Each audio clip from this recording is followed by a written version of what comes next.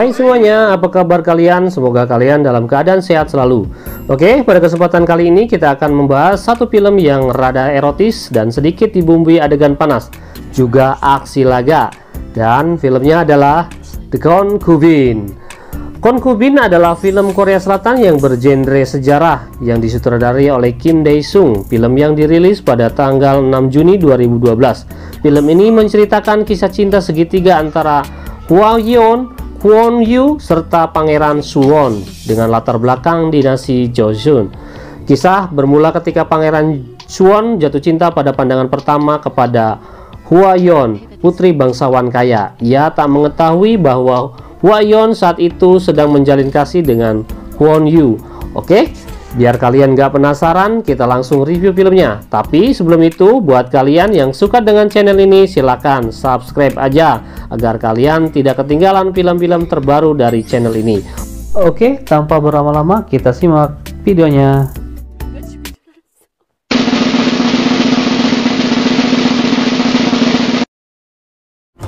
Film diawali ketika ada seorang pemuda yang menunggangi seekor kuda yang sedang berburu rusa. Karena tidak berhati-hati, dia akhirnya jatuh dan terguling. Pemuda ini adalah Pangeran Suwon. Pangeran Suwon adalah seorang putra raja dari kerajaan Joseon. Pangeran Suwon yang kala itu sedang bertandang ke rumah bangsawan kaya tidak sengaja mendengar keributan seorang pemuda yang bernama Kwon Yu. Dan ketika keributan itu terjadi, muncullah Hwa Yeon, gadis muda yang berparas cantik. Hwa Yeon ternyata adalah putri dari bangsawan kaya tersebut. Ketika pertama kali Sungwon melihat Hwa Yeon, dia langsung jatuh cinta dan jatuh hati padanya. Tapi sayang, ternyata Hwa Yeon mempunyai hubungan dekat dengan Kwon Yu, dan hubungan mereka terganjal oleh restu orang tua Hwa Yeon. Dan karena hubungan mereka tidak direstui, maka mereka memutuskan untuk pergi dan keluar dari keluarga mereka masing-masing. Sampai di suatu malam, akhirnya mereka beristirahat dan bermalam di sebuah gubuk di tengah hutan. Karena suasana sangat mendukung, akhirnya mereka berdua pun saling bergumul dan bercocok tanam di tengah suasana yang begitu romantis. Dan keesokan paginya, Kwon Yu terbangun karena mendengar ada seseorang. Benar saja, ternyata orang-orang tersebut adalah orang suruhan ayahnya Hwa Yeon. Kwon Yu dipukuli habis-habisan sampai pada akhirnya Kwon Yu harus meninggalkan Kwon Yeon. Sampai-sampai burung yang ada di dalam celana Kwon Yu dibabat habis alias dikebiri. Dan Hwa Yeon pun dibawa pergi. Dia akan dijadikan seli raja Jungchan, yaitu ayahnya Pangeran Sungwon.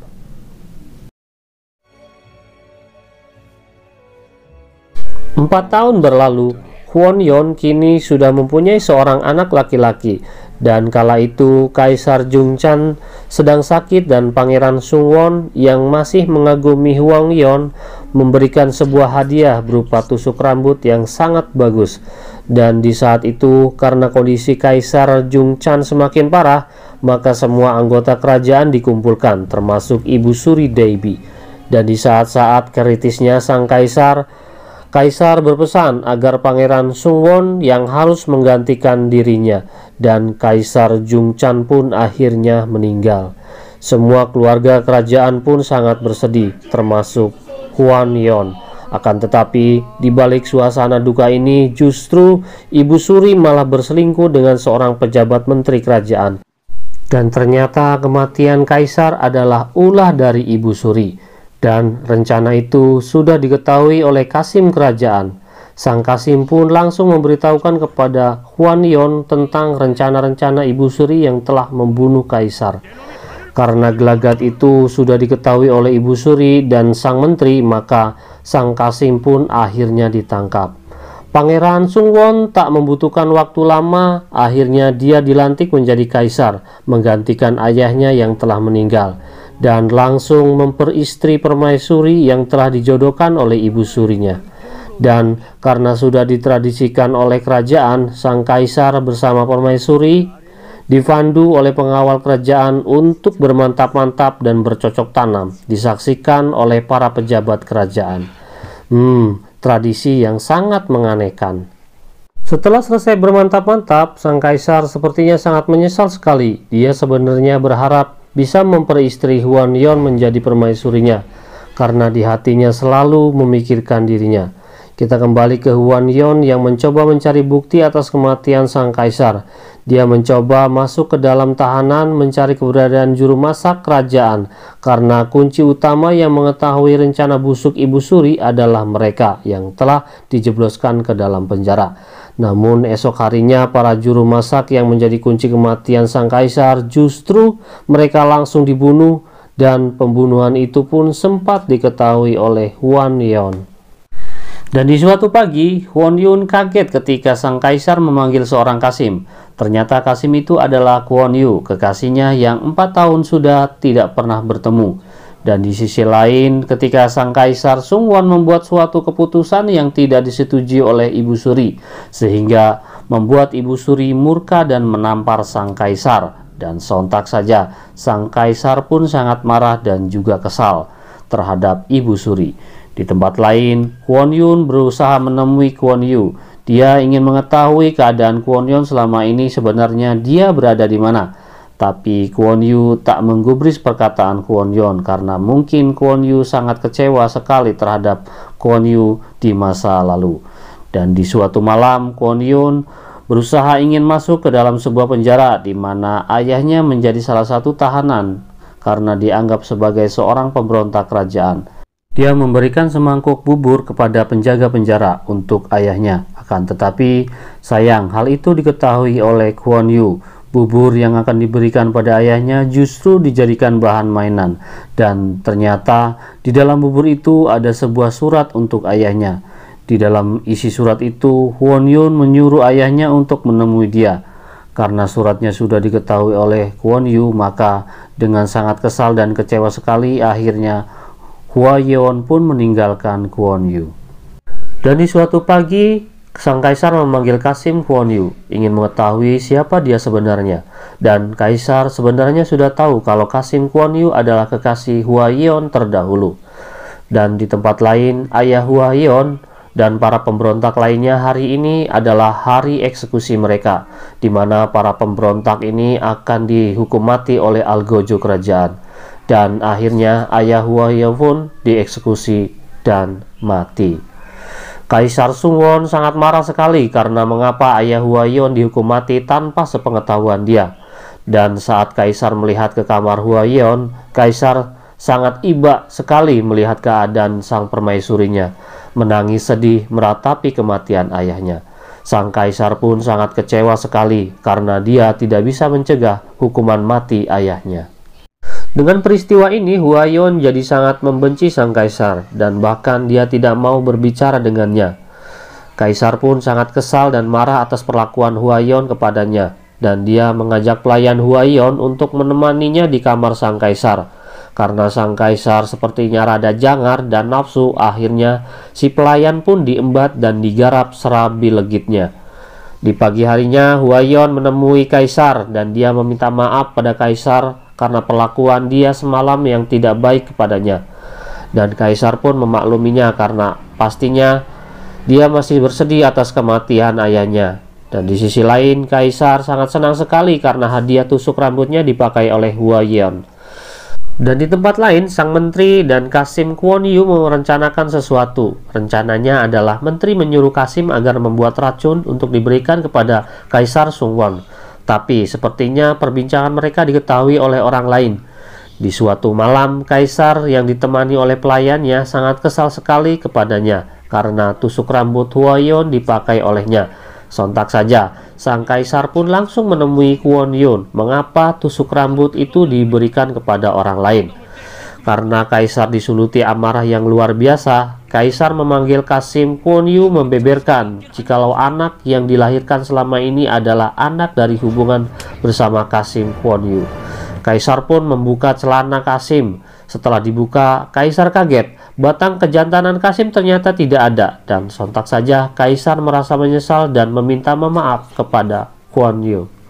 Permintaan maaf kaisar pun tidak digubris oleh Huan Yon karena kaisar terlanjur kesal dan nafsu bercampur dengan jangar. Akhirnya kaisar pun memaksa Huan Yon untuk bergenjot ria, tapi Huan Yon menolaknya mentah-mentah. Huan Yon mau bergenjot ria asalkan dia bisa menjadi kaisar yang dia harapkan. Di tempat lain, Ibu Suri menanyakan kepada menteri apakah racun yang diberikan untuk kaisar sudah dibuat. Tapi perbincangan mereka didengar langsung oleh kaisar. Kasim pun segera melancarkan rencananya membuat minuman yang dicampur racun untuk diberikan kepada kaisar sesuai dengan rencananya. Dan minuman itu pun segera diberikan kepada kaisar. Karena kaisar sudah mengetahui rencana busuk mereka, maka kaisar meminta agar minuman itu diminum oleh si Kasim. Kasim pun tidak bisa menolak permintaan kaisar. Lalu minuman yang berisi racun itu pun diminum, dan kontan saja minuman itu membuat si Kasim jadi muntah darah dan membuat dia jadi lemah. Kaisar sangat marah sekali dan bertanya kepada pelayan itu sebenarnya racun itu siapa yang merencanakannya, dan si pelayan pun memberitahukan bahwa itu adalah rencana Menteri Junho. Keesokan paginya, kaisar bertanya kepada Ibu Suri bahwa tadi malam ada seseorang yang memberi racun kepadanya, dan juga bertanya apakah dia juga terlibat rencana si menteri. Ibu Suri pun langsung mengelak. Dan di tempat lain, Menteri Junho mencoba akan membunuh Huaiyon, tapi untungnya sebelum Huaiyon dibunuh, tentara kerajaan datang dan mencoba menolong Huaiyon, juga menangkap si Menteri Junho. Pertarungan pun terjadi antara prajurit kerajaan dan anak buah Menteri Junho. Kita kembali ke kaisar yang berdebat dengan Ibu Suri. Kaisar yang mengetahui keterlibatan Ibu Suri atas pembunuhan ayahnya dan juga racun yang akan dia berikan, kaisar sangat kecewa sekali terhadap ibunya. Mengapa dia bisa berbuat seperti itu? Dan selang beberapa lama, datanglah Menteri Junho dan juga Kasim Wonyu. Kaisar pun menyuruh si Kasim agar menceritakan sebenarnya. Meskipun sudah diceritakan oleh Kasim, tapi Ibu Suri tetap mengelak bahwa rencana jahat itu bukan dia pelakunya. Karena si Ibu Suri masih tetap saja mengelak, kaisar pun emosi dan lalu mencekik lehernya. Untungnya kaisar sadar dan tidak sampai membunuh Ibu Suri. Lalu kaisar pun memerintahkan prajurit kerajaan untuk membawa dan menghukum mati Menteri Junho dan juga Kasim Wonyu, serta memenjarakan Ibu Suri. Dan di suatu malam ketika Huaiyon bangga atas keberhasilan sang kaisar yang mampu memecahkan permasalahan kerajaannya, dan disinilah Huaiyon sudah siap digenjot sesuka hati oleh kaisar, dan aktivitas genjot-genjotan pun dimulai. Kaisar yang sudah sangat bernafsu ingin menikmati tubuh Huaiyon akhirnya bisa terlaksana malam ini. Tapi ketika mereka sedang asik-asiknya bergenjot ria, Huaiyon mengeluarkan tusuk rambut dan menancapkan tusuk itu tepat di leher kaisar. Darah segar keluar dari leher kaisar dan kaisar pun akhirnya mati. Peristiwa pembunuhan ini diketahui oleh para pelayan kerajaan, tapi karena mereka takut, mereka pun menutup pintu dan jendela rapat-rapat agar hal ini tidak diketahui oleh siapapun. Dan pengawal kerajaan memberitahukan kepada rakyatnya bahwa kaisar atau raja mereka telah meninggal. Huaiyon bersama anak sematawayangnya masuk ke dalam ruangan kerajaan, dan si anak mencoba menaiki singgasana kaisar. Huaiyon pun tersenyum senang karena dia akan menjadikan anaknya raja jikalau nanti kelak dia beranjak dewasa. Dan film pun tamat. Oke guys, demikian review film The Concubine. Mudah-mudahan kalian suka semuanya. Poin penting dari film ini adalah sirik, iri, dan dengki adalah sikap yang harus kita buang jauh-jauh, karena batas kemampuan seseorang hanya dapat diukur dari kesabaran dan ketekunan kita.